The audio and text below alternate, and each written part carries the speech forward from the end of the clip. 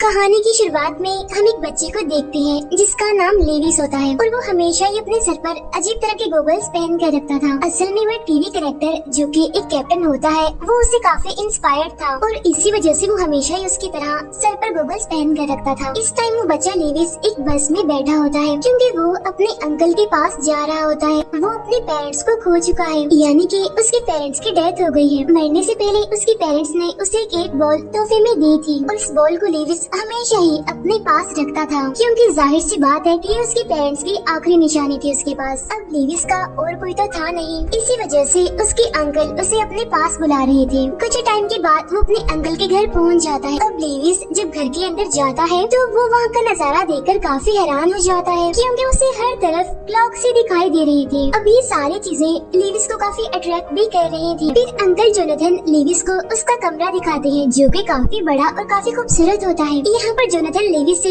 उस बॉल के बारे में सवाल करता है जिस पर लेविस कहता है कि इसे मैं हमेशा ही अपने पास रखता हूँ। ये बताते बताते वो इतना दुखी हो जाता है कि रोने लगता है। तब ये देखकर अंकल जोनाथन उसे संभालते हैं और उसे खुश करने की कोशिश करते हैं। इसके बाद खाने की टेबल पर कार्ड्स गेम खेलते हैं। अब हालांकि लेविस ने पहले ये गेम कभी भी नहीं खेली थी लेकिन फिर भी वो ये गेम लगातार जीत रहा था। असल में ऐसा उसके अंकल जोनाथन की वजह से हो रहा था क्योंकि उसके अंकल मैजिक करना जानते थे और वो मैजिक के जरिए ही ऐसा कर रहे थे। फिर रात को जब लेविस सो रहा था तो उसे काफी जोरदार मेटल गिरने की आवाज आती है जिसे डरते हुए वो फौरन ही उठ जाता है और अब उसे हर तरफ घड़ियों के टिक टिक की आवाजें आ रही थी। फिर वो अपने कमरे से बाहर आता है और पूरे घर को देखने लगता है लेकिन तभी वो अपने अंकल जोनाथन को देखता है जो कि एक हैमर से दीवार को तोड़ रहे होते हैं। अब ये चीज लेविस को काफी अजीब भी लगती है और वो काफी डर भी जाता है, इसीलिए वो वापस से अपने रूम में आ जाता है। फिर अगले दिन लेविस अपने नए स्कूल जाता है। यहाँ पर भी वो हर चीज को काफी गौर से देख रहा था क्योंकि ये स्कूल भी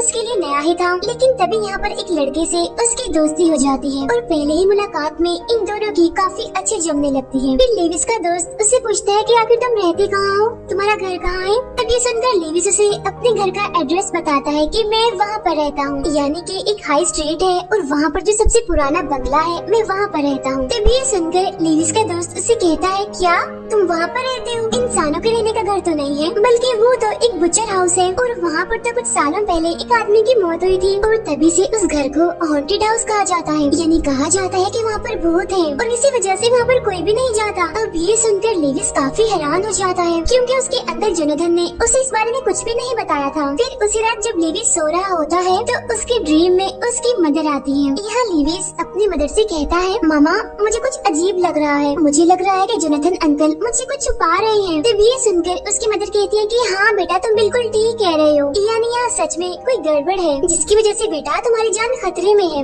अगर तुम्हें यहाँ पर रहना है तो तुम्हें होशियार रहना पड़ेगा, लेकिन हाँ अब जो मैं तुम्हें कहने वाली हूँ तुमने बिल्कुल वैसा ही करना है। तुमने एक किताब और एक चाबी ढूंढनी है। अब ऐसा बोलते ही उसकी मदर गायब हो जाती है और लेविस की भी आँख खुल जाती है। अब वो इस ड्रीम के बारे में सोचता है और उस रात फिर से अपने अंकल जोनाथन का पीछा करता है और वो दिखता है कि जोनाथन आज भी बिल्कुल वैसे ही कर रहे हैं जैसे कि वो कल रात कर रहे थे, यानी वो फिर से एक दीवार को तोड़ रहे हैं। अब ये देखकर लेविस फिर से डर जाता है और वापस से भागकर अपने रूम में आ जाता है। लेकिन तभी हम एक काफी हैरान करने वाला सीन देखते हैं। घर की सारी पेंटिंग्स और सारी चीजें हिलने लगती हैं क्योंकि वो जिंदा हो गई थी। और अब जब लेविस डरते हुए घबराते हुए वहाँ से भागने की कोशिश कर रहा था तो वो सारी चीजें उसके आगे आकर उसका रास्ता रोक रही थी। अब जाहिर सी बात है कि सब कुछ देखकर लेविस काफी डर जाता है और इसी वजह से वो चिल्लाने लगता है कि मेरी मदद करो, मैं मुसीबत में हूँ। लेकिन तभी वहाँ पर जोनाथन आ जाता है। यहाँ पर जोनाथन लेविस से कहता है बेटा मेरी बात सुनो, मैं तुम्हें आज अपने बारे में बताता हूँ कि आखिर मैं क्या हूँ। मैं कोई इंसान नहीं हूँ बल्कि मैं एक मेल विच हूँ और जो मेरी दोस्त है ना वो भी कोई इंसान नहीं है बल्कि वो भी एक विच है। और ये घर सच में हॉन्टेड है क्योंकि काफी टाइम पहले की बात है कि यहाँ पर एक जादूगर रहा करता था। यहाँ उस जादूगर के साथ उसकी वाइफ भी रहा करती थी। वो दोनों हस्बैंड वाइफ अलग अलग तरह के जादू करते रहते थे और फिर एक दिन एक खतरनाक जादू करते करते दोनों हस्बैंड वाइफ की मौत हो गई। लेकिन मरने से पहले उन्होंने इस घर की एक दीवार में एक क्लॉक छुपा दी थी और तब से लेकर आज तक मैं उस क्लॉक को ढूंढने की कोशिश कर रहा हूँ ताकि मुझे पता चल सके कि आखिर उस क्लॉक का मतलब क्या है, किस मकसद के लिए है वो। और इसीलिए तो हर रात मैं एक न एक दीवार जरूर तोड़ता हूँ। तब ये सुनकर लेविस जोनाथन से कहता है अंकल मैं भी इसमें आपकी मदद करना चाहता हूँ और इसके लिए मैं भी आपकी तरह मेल विच बनना चाहता हूँ क्योंकि मुझे भी जादू पसंद है, मैं भी मैजिक करना चाहता हूँ। अब हालांकि हालांकि पहले तो उसके अंकल इस बात के लिए मना कर देते हैं, लेकिन फिर लेविस के काफी जिद करने पर वो उसे मैजिक सिखाने के लिए मान ही जाते हैं। जोनाथन लेविस को बहुत सारी मोटी मोटी किताबें पढ़ने के लिए देता है और ये सारी किताबें मैजिक के हवाले से ही होती हैं।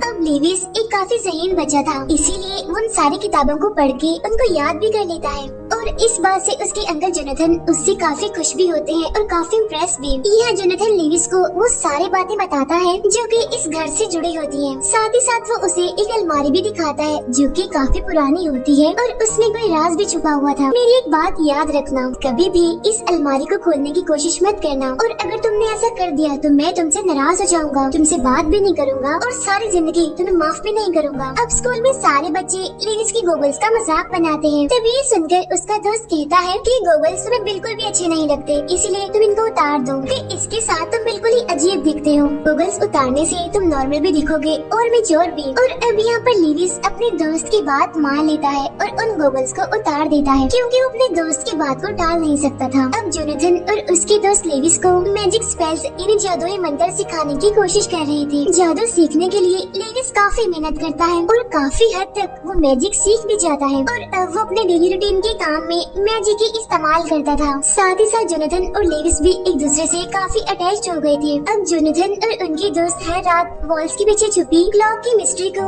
सॉल्व करने का प्लान बनाते हैं। जोनाथन को घर के बेसमेंट में एक कमरा मिलता है और इस कमरे को उसने आज से पहले कभी भी नहीं देखा था। साथ ही साथ उसे उस जगह का मैप भी मिल जाता है, यानी जहाँ पर उस क्लॉक को छुपाया गया था। अब लेविस अपने दोस्त को अपने घर ले आया होता है और उसे अपने पूरे घर का विजिट करवाता है, लेकिन तभी लेविस के दोस्त की नजर उसी अलमारी पर पड़ जाती है, यानी जिसे खोलने से जोनाथन ने लेविस को मना किया था। लेकिन लेविस के काफी मना करने के बावजूद भी उसका दोस्त उस अलमारी को खोल ही देता है। अब उन्हें इस अलमारी से वही किताब मिलती है जिसे ढूंढने के लिए लेविस की मदर ने कहा था जब वो उसके ड्रीम में आई थी। यहाँ लेविस का दोस्त उस किताब को खोलता है और उसे इस किताब में मरे हुए लोगों को कैसे जिंदा करते हैं इसका मैजिक मिलता है और तभी लेविस अपने अंकल जोनाथन की आने की आवाज सुनता है। इसी वजह से वो डर जाता है और अपने फ्रेंड से वो किताब लेकर उसे वापस से अलमारी में रख देता है। तब इस बात पर उसका दोस्त उससे नाराज होकर वहाँ से चला जाता है। लेविस की मदर एक बार फिर से उसके ड्रीम में आती है। यहाँ वो उसे कहती है कि शाबाश बेटा, तुमने उस किताब को ढूंढ लिया और अब तुम्हारा काम है कि तुमने उस बुक का इस्तेमाल करना है। तुम इस किताब के जरिए असली मैजिक करके अपने दोस्त को इम्प्रेस भी कर सकते हो और इस तरह से दोबारा से तुम दोनों की दोस्ती हो जाएगी। फिर अगले दिन लेविस फिर से अपने दोस्त को इनवाइट करता है। वो कहता है कि इस बार मैं तुम्हें असली मैजिक करके दिखाऊंगा, जिसमें कि मैं तुम्हें एक मुर्दा इंसान को जिंदा करके दिखाऊंगा। अब ये सुनकर पहले तो लेविस का दोस्त उसकी बात नहीं मानता,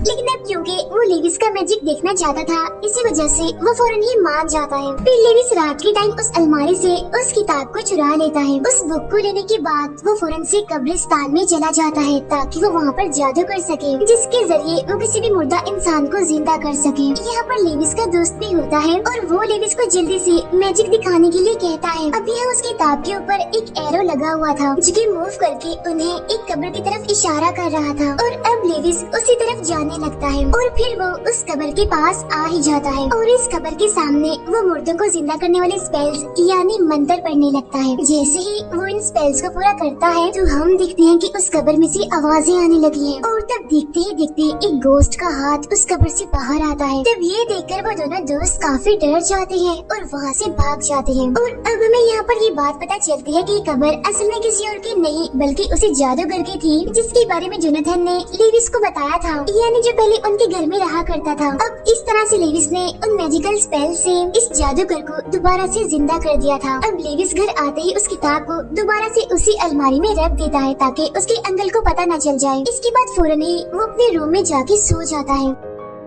घर में मौजूद सारे स्टैचूज जोनाथन को बताते हैं कि वो जाग चुका है और वापिस आ रहा है। अब ये सुनकर जोनाथन काफी घबरा भी जाता है और काफी हैरान भी होता है। इसी वजह से वो फौरन कब्रिस्तान जाता है। तब वहाँ जाकर उसे पता चलता है कि उस जादूगर को किसी ने दोबारा से जिंदा कर लिया है और ये देखकर उसके होश उड़ जाते हैं। अब जोनाथन और उसके दोस्त सारी तैयारियां करने लगते हैं ताकि वो उस जादूगर को घर के अंदर आने से रोक सके। लेकिन तभी वहाँ पर लेविस भी आ जाता है और अपने अंकल को सारी बात बताने की कोशिश करता है कि ये सब कुछ मैंने किया है। लेकिन इससे पहले जोनाथन की दोस्त लेविस को ये बात बता देती है कि उस जादूगर को दोबारा से किसी ने जिंदा कर दिया है। और हाँ, अगर जोनाथन को ये बात पता चल गई कि उस जादूगर को दोबारा जिंदा किसने किया है, यानी दोबारा उसे किसने बुलाया है, तो जोनाथन उस इंसान को जिंदा नहीं छोड़ेगा। अब ये सुनकर लेविस काफी डर जाता है और इसी वजह से वो यहाँ पर चुप रहता है और उन्हें कुछ नहीं बताता। जोनाथन लेविस को अपने दोस्त के साथ उसके घर पर ही भेज देता है। जोनाथन यहाँ पर लेविस से कहती है कि जाओ बेटा, तुम इनके साथ इनके घर पे रहो, क्योंकि फिलहाल यहाँ पर खतरा है, ये जगह तुम्हारे लिए सेफ नहीं है। घर पहुँचने के बाद जोनाथन की दोस्त लेविस को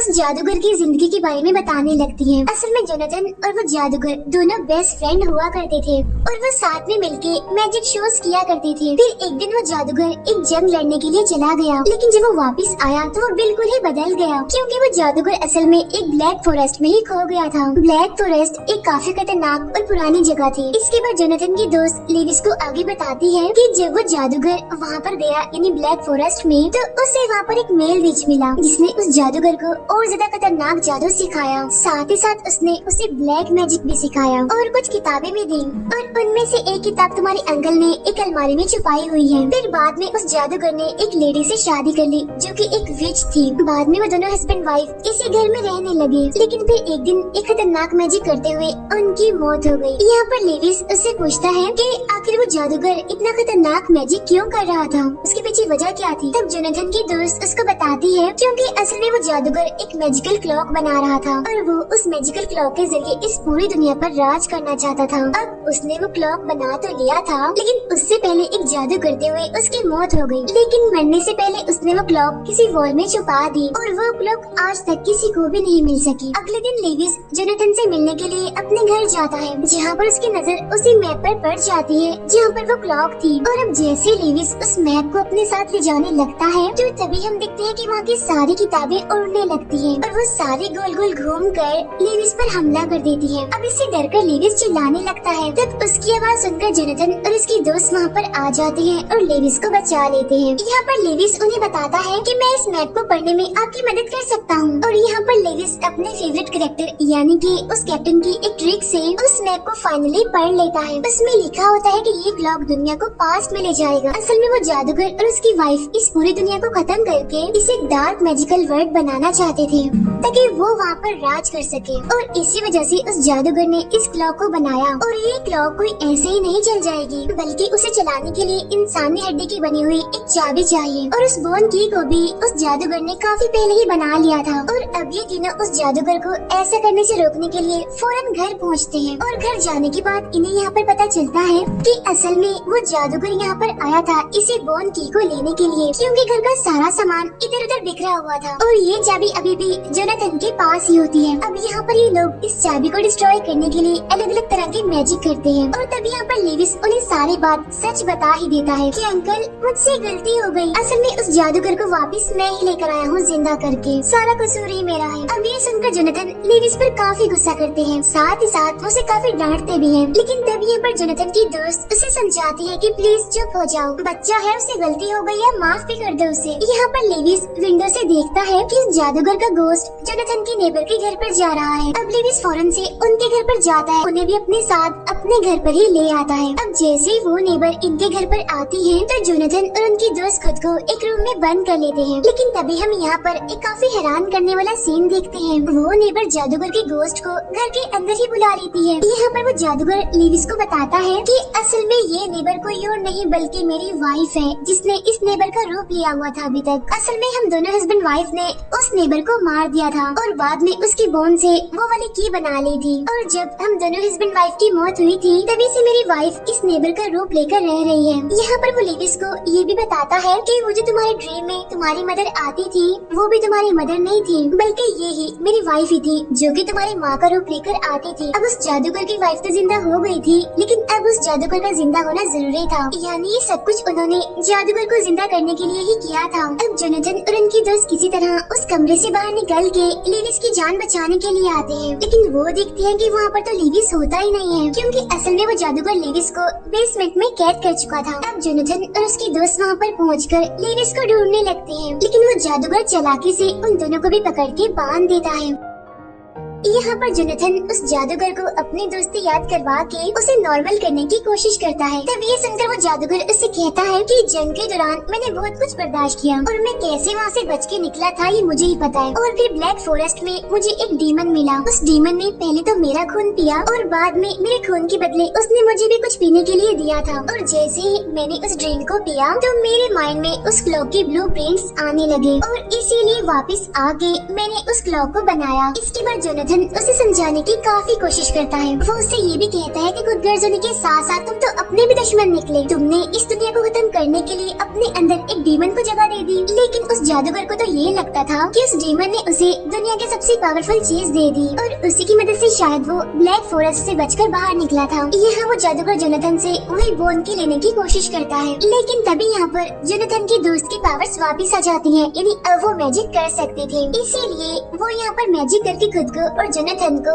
जादूगर की मैजिक से आजाद कर लेती है। लेकिन वो जादूगर अपने काले जादू की मदद से जोनाथन से वो बोन की हासिल कर लेता है। फिर वो अपनी वाइफ को लेकर वहाँ से चला जाता है। अब यहाँ पर बहुत सारे पुतले उन्हें मारने के लिए उनकी तरफ बढ़ते हैं। तब वो तीनों बड़ी मुश्किल से अपनी जान बचाते हुए वहाँ से बाहर निकलते हैं। इसके बाद वो तीनों जोनाथन की दोस्त के घर पर आ जाते हैं। यहाँ पर लेविस अपने बॉल की मदद से उस क्लॉक की लोकेशन का पता लगवा लेता है। लेकिन उस क्लॉक को डिस्ट्रॉय करने के लिए इनके पास टाइम बहुत ही कम था, क्योंकि आज रात चांद ग्रहण लगना है और उसी टाइम उस जादूगर ने उस क्लॉक की मदद से इस दुनिया को डिस्ट्रॉय कर देना है। इसलिए अब ये लोग क्लॉक को ढूंढने के लिए जोनाथन के घर पर वापस जाते हैं और उस क्लॉक की लोकेशन उस बॉल ने फायर प्लेस के नीचे गिरी होती है। अब यहाँ पर जोनाथन की दोस्त उस स्नेक को मार डालती है जो कि उस रूम की हिफाजत कर रहा था और जोनाथन और लेविस जादूगर को रोकने की कोशिश कर रहे थे। लेकिन वो जादूगर बोन मैजिक की मदद से उस क्लॉक को स्टार्ट कर देता है और अपनी वाइफ को लेकर वहाँ से चला जाता है। यहाँ जोनाथन और लेविस उस क्लॉक को बंद करने की काफी कोशिश करते हैं, लेकिन हम देखते हैं कि वो क्लॉक जोनाथन को एक छोटे से बच्चे में तब्दील कर देती है। जोनाथन की पूरी बॉडी एक बेबी में बदल गई थी सिवाय उसके चेहरे के। और अब यहाँ पर लेविस को कुछ भी समझ नहीं आ रहा था कि आखिर अब उसे क्या करना चाहिए। फिर वो अपने बॉल से ही हेल्प मांगता है और तब उस एक बॉल पर गुड बाय लिखा हुआ आता है। और अब यहाँ पर लेविस को ये बात समझ